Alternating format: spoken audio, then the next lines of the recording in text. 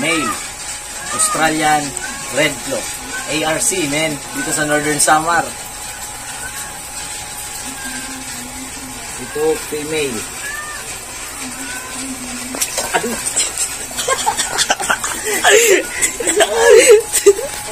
Ladalian.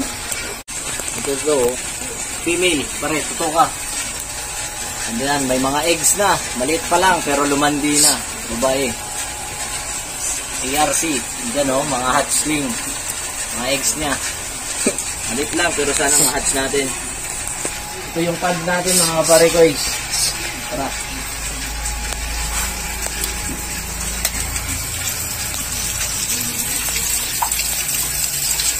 Gang. Ano pa rin?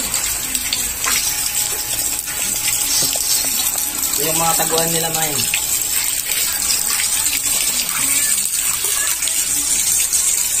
Sigura pa rin, sigura. So what's up mga kaparikoys? Andito po tayo ngayon para ipakita sa inyo yung ating pabahay sa ating mga alagang freshwater lobster or mas kilala sa tawag na ARC or Australian Red Claw. So andyan siya mga kaparikoys. Ito para sa mga juvie size. So mga recycled materials lang po ito mga kaparikoys. Napulot ko lang sa gilid ng bahay. Yung mga tira-tirang PVC, pwede rin yung mga paso, mga bote, maliliit na tubo. Basta importante lang po ay hindi naman makakaapekto at wala namang masyadong harsh chemical na pwedeng ikamatay ng ating mga ARC mga kaparikoys. So andyan, ang purpose niyan mga kaparikoys ay ziniptay ko lang para kung kukunin ko to, madali ko tong hindi ko na pinutol, madali lang damputin mga kaparikoys. So ang purpose dito ay para hindi mag-away-away at kapag may buntis kayong ARC, hindi nagagambala or may napapagtaguan yung mga breeders natin. So, yan lang po mga kaparikoys. Update ko kayo sa ating munting pond at panimulang ARC pond dito sa Katarman Northern Samar. So, kung gusto nyong umorder, breeder lang po ngayon yung ating ipapa-out. Wala pa tayong pang commercial for food consumption kasi maliit pa lang yung production natin. So, as a hobbyist lang po to mga kaparikoys. So, peace out. So mga kaparikoys, ito po yung ating munting pond. So inelevate ko to ng mga around 1 meter kasi bumabaha dito sa amin. Dati kasi gumagamit ako ng mga ref pond.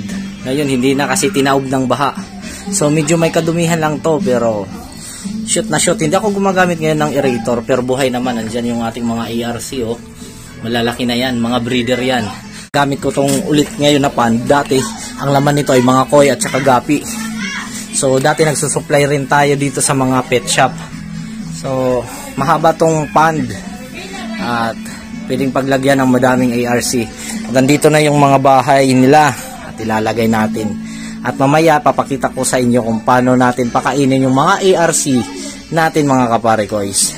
So let's go! So what's up mga kaparikoys? Andito po tayo ngayon sa ating munting pond at ito po yung ating pond na walang filtration system pa rin at walang aerator. Pero buhay na buhay at masisigla yung ating ARC at medyo tipid tayo sa pagkain kasi may kusang mga banana leaves na nahuhulog dito. Yan yung kinakain nila iba. Nilalagyan natin ng kangkong at dyan meron akong kalabasang pinakuluan. At minsan nilalagyan natin ng mga chicken pellets na high protein mga kaparikoys.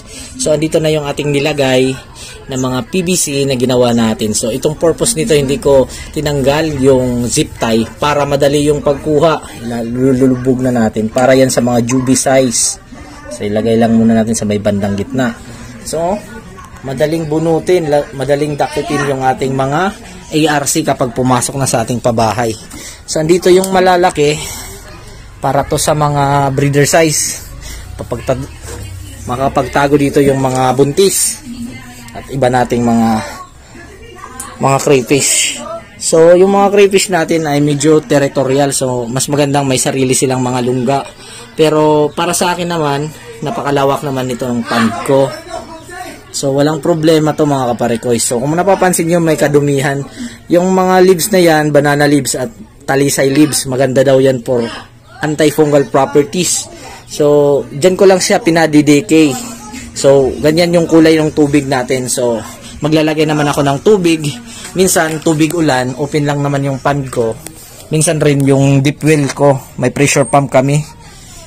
Hindi kami gumagamit ng tubig sa linya ng barangay namin. Pwede naman, pero magpapatining kayo. At least 2 to 3 days, ibababad mo muna yung tubig para ma-diffuse yung chlorine.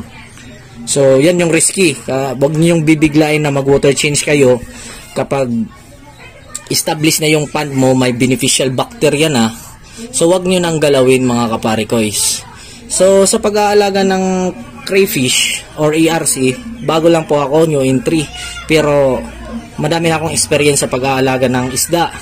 Nakapag-aalaga na ako ng guppies, cichlids, koi, goldfish. So, yan lang po mga kaparikoys. Update ko kayo sa sunod nating mga vlogs at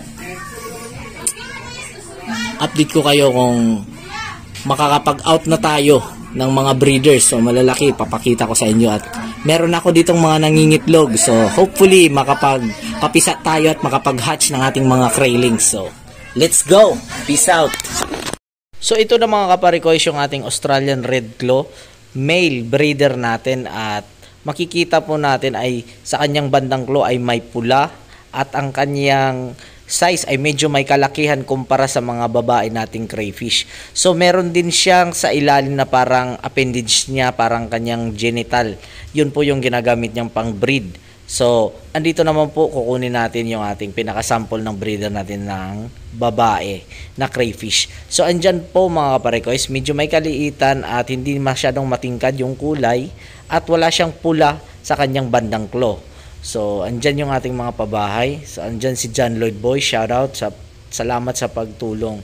So, nilagyan ko ng netting para hindi naman direct to sunlight. At yung mga crayfish natin is nocturnal. So, kumakain sila ng gabi. So, feeding time natin minsan gabi na mga kaparikoys. So, andito na mga kaparikoys yung ating pond at na-sit up na nga natin. At wala pa ring aerator at saka filtration. So, yung in-order ko sa Shopee na aerator at saka sponge filter lang pong ginamit ko kasi may nangingitlog. Kung gagamit tayo ng sump filter, baka mahigop yung ating mga craylings.